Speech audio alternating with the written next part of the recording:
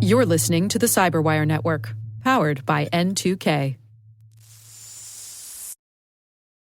Phishing becomes where everybody is still going. It's still human, right? We sometimes we want to make this thing all technical, but in reality, we're still human on each end of the scope right here. Hello, everyone, and welcome to the CyberWire's Hacking Humans podcast. This is the show where each week we look behind the social engineering scams, phishing schemes, and criminal exploits that are making headlines and taking a heavy toll on organizations around the world. I'm Dave Bittner from the CyberWire, and joining me is Joe Kerrigan. He's from the Johns Hopkins University Information Security Institute. Hello, Joe. Hi, Dave. We've got some good stories to share this week, and later in the show we'll have my interview with Dale Zabriskie from Proofpoint. He's going to be telling us all about their recent State of the Phish survey. And we are back. Joe, we're going to start off with a little follow-up. Uh-oh. We got a note from a listener. Turns out last week we made a little mistake, and by we, I mean you. Yes. I made numerous mistakes on last week's podcast. I was listening to it. I listen to all of our podcasts because I tend to be my harshest critic. Yeah. We had a listener reach out on Twitter, and he said Joe himself got confused by TLDs. Those are top-level domains. Yep. In the latest Hacking Humans. We don't have a .com.uk here in Blighty. It's .co.uk. And he is 100% correct. That was my mistake. And also, they are not two-level TLDs. They are two-letter TLDs. All right, well, let's move on to our stories. We got a kind note from a listener named Todd, and he followed up with us from, I think it was last week's show. He said, I caught the show for today, and I heard the dodtap.com segment. Yep. He said, I had to get on dodtap.mil for my job as a commanding officer, signing for people getting out, and then I used myself as I was retiring. I'm going to send a warning back to my last unit and the transition readiness civilians who run that program to spread the word. Thanks for the tip. Very nice. Very good, Todd. Yeah, I think that's wise. Yeah, so, but Todd also sent along a link to a story that I am highlighting this week, and this is a tough one. This involves a U.S. Army veteran who had PTSD, and he was targeted by some folks who were running a scam out of a prison, and this was a sextortion scam. And the way it worked is these folks in prison, somehow they got their hands on contraband phones that were snuck into the prison, and they would look around on dating sites, and they seemed to be targeting folks in the military. Right. And they would send messages out to these military folks on the dating sites and pretend to be a young lady. Right. And start a conversation, start interacting with them, and they would send some nude pictures and ask for nude pictures back. Right. And then after the photos were exchanged, they would then reach out to the victim and say, hey, I'm this person's father, and that person is underage. Right. And now you're in trouble. You are in big, big trouble. Have we covered this scam before? I think we've covered a version of it. Yeah. Yes. This seems all very familiar. It is. Unfortunately, the tragedy here is that this gentleman named Jared Johns committed suicide. That is awful. Yeah. And it was right after the sextortion scam was pulled on him. And of course, the police and his family have the messages that were sent back and forth. And it doesn't even look like Jared was involved with any of the exchange of photos or anything like that. He was on a dating site. He's a father of 2 young children and was not married, but was looking to connect with someone, to date someone. Right. And these folks reached out and started this scam, and he exchanged messages with them, and his messages said, I don't know what you're talking about. I'm confused. Please help me understand. He asked for proof, and the scammers on the other side said, no, you know what you did, and you're going to be going to jail. You're in a lot of trouble. And according to the records that the police collected, it was not long after he got some of these messages that Jared took his own life. Do they have any idea who was sending him the messages? They're working on that. Police are investigating. Like I said, there are indications that it is some folks who are running this scam out of prison. Right. Which is remarkable in itself. It is. And actually, Jared's mother reached out to the folks who were running this scam via text and expressed her horror and said, How can you live with yourself? These are the consequences Right. of what you've done. And they responded once and said they didn't feel that they were responsible, and then they blocked the number. Right. There's a lot to unpack here. There is. This is an absolutely horrible case. Absolutely terrible. There was a case a while ago where somebody swatted somebody else and that person got killed. Yeah. They swatted the wrong person. Yep. We covered it on the Cyberwire quite a bit. Yeah. It's tragic. The person who made the fraudulent call that resulted in the police showing up at the house has now been indicted for murder, I believe. Yeah, I think that's right. And I'm wondering if that is a possibility in this case. Yeah, I don't know. I mean, you have the circumstances where I think it's fair to say Jared had some fragile parts of his personality. He was dealing with PTSD. Yep. According to the stories I've read, he was doing quite well with it. He was getting help. He was doing everything he should be doing. He was working through it. He had some injuries. He served in Afghanistan, but he was sort of getting his life on the right track. Yep. And these guys come in and mess it all up. It was too much for him to bear. And I suspect this probably wasn't the only thing that he was dealing with, but it seems like this might have been the thing that put him over the edge. So in terms of direct responsibility for his death, that might be difficult to prove, but boy, I'd like someone to pay for this. Yeah. I hope they track these folks down and justice is served because, you think about the consequences of some of these scams and you think, oh, well, somebody lost some money. Right. Maybe they have insurance or anything like that. But this is a case where no, a life was lost. Yep. And there's no recovering from that. No. Right. So a tragic story, a sad story. Again, thanks to our listener for sending this in, our listener Todd. A sad story to share, but worth sharing. It's an important lesson, I think, that some of these scams have serious consequences. Mm-hmm. Well, Joe, that's a hard story to follow, I know, but we're going to do our best here. So what do you have for us this week? So my story comes from Tony Ryder McMillan over at todaysconveyancer.co.uk. That's what? What? .co.uk. I see. Right. This is a website that I guess is talking about people who are in charge of conveying money to other people. Oh, I see. The title of the article is Are Law Firms Wising Up to Conveyancing Scams? But we've talked about these kind of scams before. This is where someone gets into a firm's email system and then monitors the email for the right time to strike. Right. And they send an email with new account information to some victim, and the victim then wires money to the wrong account, and the money's gone because the hackers have told them to do this, right? Mm-hmm. Yep. So they're fraudsters. I don't know that they're hackers, but right. Law firms have taken to telling their customers at the beginning of a transaction, here's our account information. It will not change, and you should disregard any emails to the contrary, right, as a way of protecting against this. Right. Because imagine you're buying a house, and the law firm says, okay, go ahead and wire the money to our account. But at the same time, we've changed our account, wire it to this account instead. And you get an email from the law firm that says this, but you're actually sending it to a scammer's account. Right. And the money's gone. Mm-hmm. Right. Now you can't buy your house. All your savings and your time is lost. It's terrible. Yeah.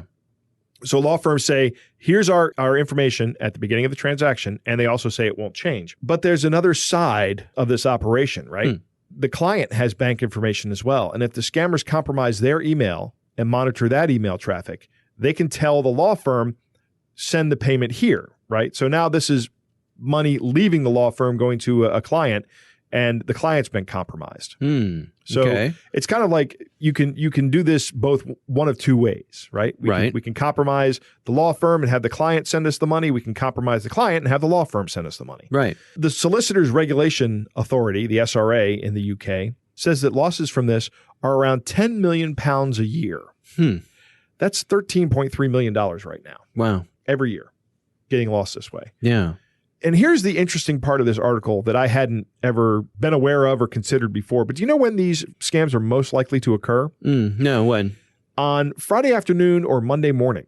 And you think about this. On Friday afternoon, your head's not in the job, right? You're thinking about the weekend. You're getting ready to go. Right. You've got plans. Everybody just wants to get out of here. Right. Everybody wants to get out of here. Plus, if you are targeted for a fraudulent wire transfer and it happens on a Friday afternoon, you may not know about it till Monday morning when you find out about it. There's a time window for the scammers to get in and move the money around so you can't get it back. And the other one is Monday morning when you show up at work. You may not be at your best. You may have been up late watching the Dragons Ulster game. The game was Sunday night, starts kind of late. Maybe you were at the game. Maybe you were watching the game. Suffice to say, maybe you're not at your best on Monday morning. So the fraudsters contact you and they know that you're not at your best. So they attack at these times. I thought that was an interesting angle to this. Yeah, that is. I have heard of some of the scams where, for example, I've heard with vehicle registration scams or parking ticket scams where someone will reach out and say, basically, unless you pay this parking ticket within 24 hours, bad things are going to happen. Right. And they send it to you on a Friday. But of course, everyone at the agencies that handle parking tickets are closed for the weekend. Right. But lucky you can pay online. Yeah. Right. So I have heard of it there, but this is a little different twist on that. Yeah, this is going after a huge pile of money. I mean, some of the stories in this article, we're talking about 60,000 pounds and 100,000 pounds. There are big payouts for these criminals. Clients can protect themselves by just using two-factor authentication on their email, and maybe even by saying to their solicitor's office or conveyance office or their law firm or whatever that, hey, here is my banking information, and it also will not change for the duration of this, and you should disregard any emails to the contrary as well. All right. Well, it's an interesting story. Joe, it's time to move on to our catch of the day. My favorite part of the show. Joe, our catch of the day this week comes from a listener named TJ. He reached out to us on Twitter with this one. Now, this message claims to come from London, so you know what that means. .co.uk. Yes, but it also means ridiculous accents. Okay. It goes like this. Dearest, my name is Shirley Taylor. I'm presently in London Hospital undergoing chemotherapy and radiation therapy treatment for lung cancer. The doctor said the cancer is at its final stage and I have few days to live. My late husband left 15,500,000 British pounds sterling in my account before his death. I'm contacting you because I want to use the fund for charitable foundation for the needy in your location. My last wish is to help the needy, motherless, less privileged, and widows.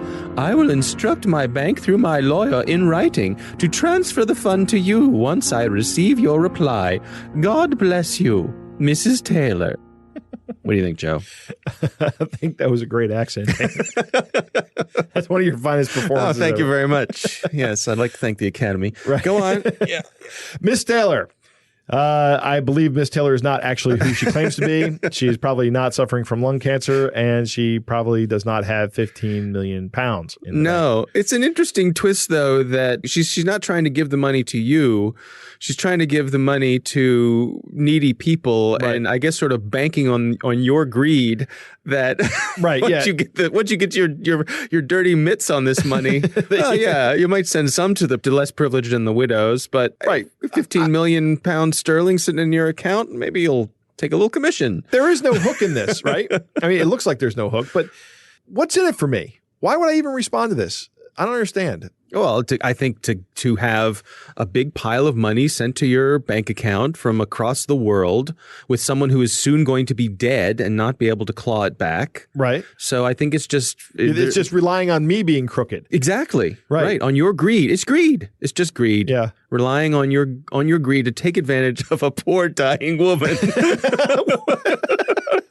So I guess these guys are kind of like, there's got to be people like us out there we can scam. Right. We can't be the only ones. Yeah. Right. Talk about no honor among thieves. Right. Boy.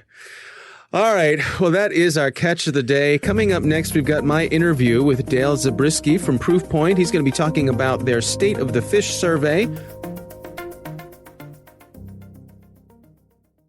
And we are back. Joe, recently I had the pleasure of speaking with Dale Zabriskie. He is from Proofpoint, and they recently published a report called The State of the Phish, and we're going to talk to Dale about that. Here's my interview with Dale Zabriskie. Email being still the main vector of attack in the world, and there's so much of it out there that the phishing becomes where everybody is still going. It's still human, right? We sometimes we want to make this thing all technical, but in reality, we're still human on each end of the scope right here. What are you seeing in terms of trends? When you look at this year's report versus previous years, what's the same and what's changed? What continues to change and increase is that the social engineering attacks are increasing annually. We had a 7% increase of individuals experiencing phishing attacks from last year to this year. And then we saw increases on things like voice phishing, or vishing as we call it, and text phishing. These are things that are starting to really become commonplace in the world today. Almost half of our respondents said they experienced the voice phishing and the text phishing in 2018. And additionally, we saw a major increase, a 33% increase in USB social engineering attacks, which was really interesting because that takes a physical thing, right? That takes somebody picking something up and actually physically using it as opposed to email, whereas it's not a huge threat. Only 4% told us that they had experienced it. That is up about 33% from last year. Describe to us, what are we talking about with that? You pick up something, you see something. How many times have you seen a cell phone sitting or a smartphone sitting somewhere in a public setting? People pick it up. They want to take a look at it. And obviously, we like to judge hopefully of people and say they're trying to figure out who it belongs to, try to send it, get it back to the owner. The same thing happens with USB sticks. They're thumb drives. They're sitting around. Bad guys put a lot of different threats on them. One organization published a list of 29 different types of USB attacks that are out there last year. That things from rubber ducky and smartphone-based HID attacks, all these different things that have been put on USB thumb drives and left in strategic locations, often in the front of some corporate setting where an individual coming to work sees that on the ground, say, oh, that's interesting, picks it up, and what's the first inclination? Plug it in. Right. Right? Yeah, hey, curiosity kills the cat, right? It does. And the credentials as well, right? It's so true. And yet the attitude, oh, I got a free thumb drive, as opposed to, what's the best practice? Take that thing, walk it into your InfoSec people and say, I found this outside. You deal with it. What are you seeing in terms of any shifts in the sophistication of these attacks? Are the social engineering schemes growing more sophisticated? Are they getting more targeted, or is it a shotgun approach?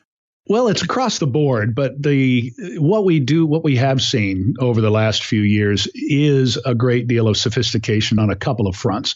And one of those is that there's been an almost 20% increase of spear phishing targeted at InfoSec professionals. Okay. So a spear phishing attack, very, very focused, very sophisticated, very personal, that's sent to someone at an organization that hopefully on the attacker's part has some sort of access. For years we've seen, since social networks have been out like LinkedIn and Facebook and different things, people utilizing what they've learned about a target on, say, LinkedIn to, let's say someone on LinkedIn posted that they were at a conference recently and they really enjoyed it. What we see are attacks of people saying, hey, Bob, I saw you. It was nice meeting you at the so-and-so conference. Here's an article I think that you'd like to see. And of course, you go to these conferences and you meet people. You're not going to go home and remember Bob versus Ted versus Sue versus Joe.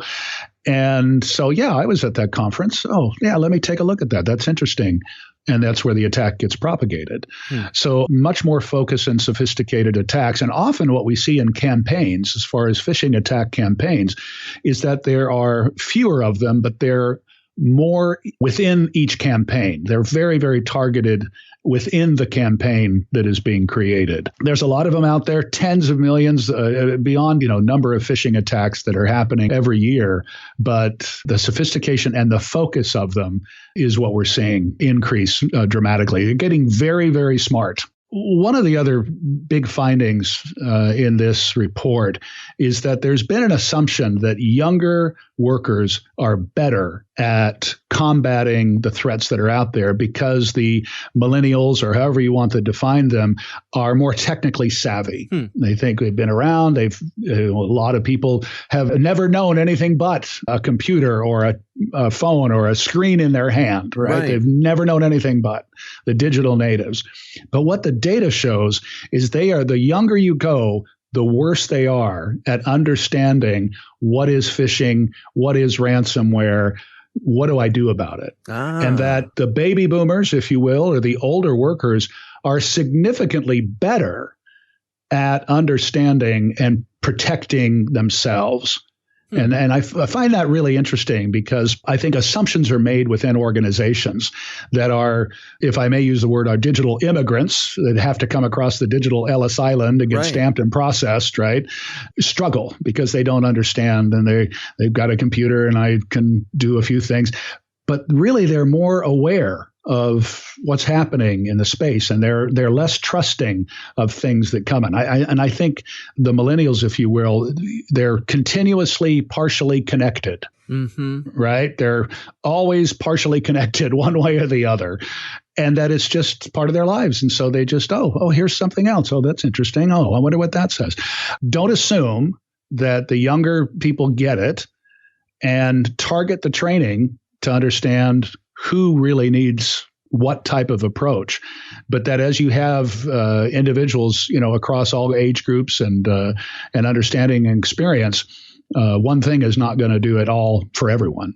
Yeah, that's a really interesting insight. It's a friend of mine says, never underestimate both the wisdom and guile of an older person. Yeah, that's right. Exactly. It's very, very true. And the other thing that I would say is that this is really emotional. All that we do online and with our technology carries emotion with it. We are tied to our technology in a very emotional way. The things that we do, the passwords we create are based on emotion. Look at the hack that happened a few years ago at this cheating website, Ashley Madison. So remember when that came down and all this stuff was exposed. If you look at some of the passwords that were there, they were like I'm really going to cheat. That was the password. I should not be doing this. Oh, wow. And my personal favorite, you will never find out. Wow. Which, of course, we did find out. Right. Right. And we have an emotional connection to our lives and our technology.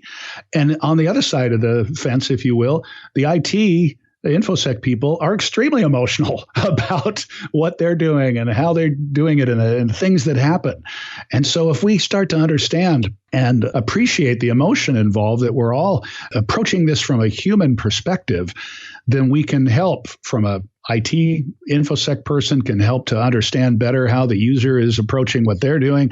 And the user can start to appreciate what IT has to go through.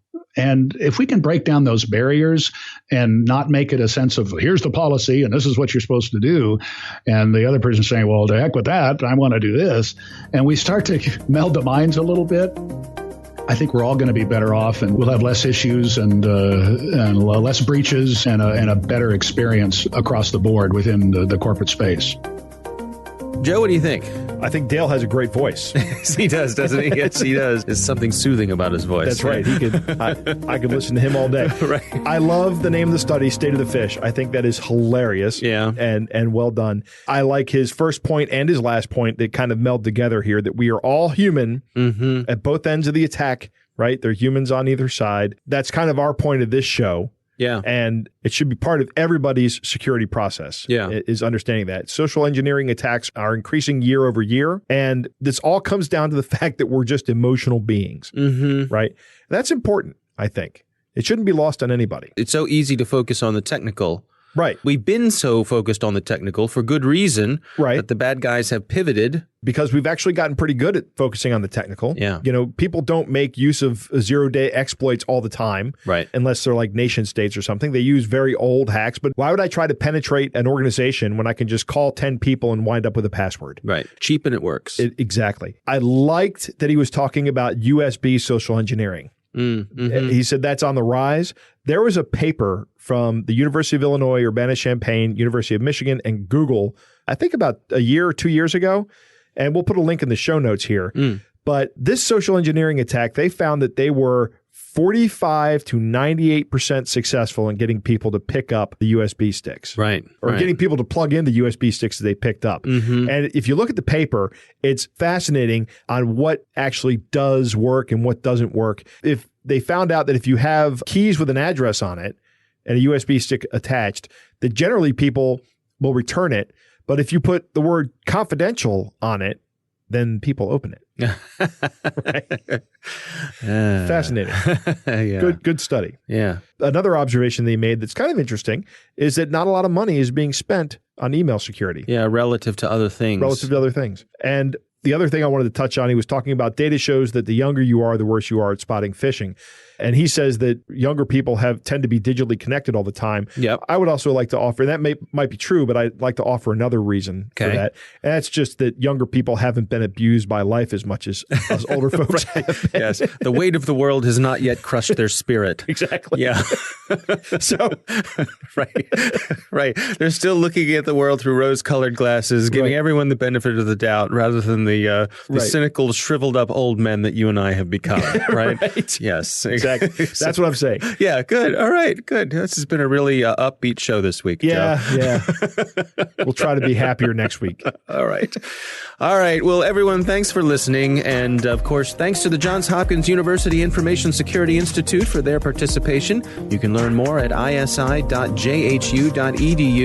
The Hacking Humans podcast is proudly produced in Maryland at the startup studios of Data Tribe, where they're co-building the next generation of cybersecurity teams and technologies.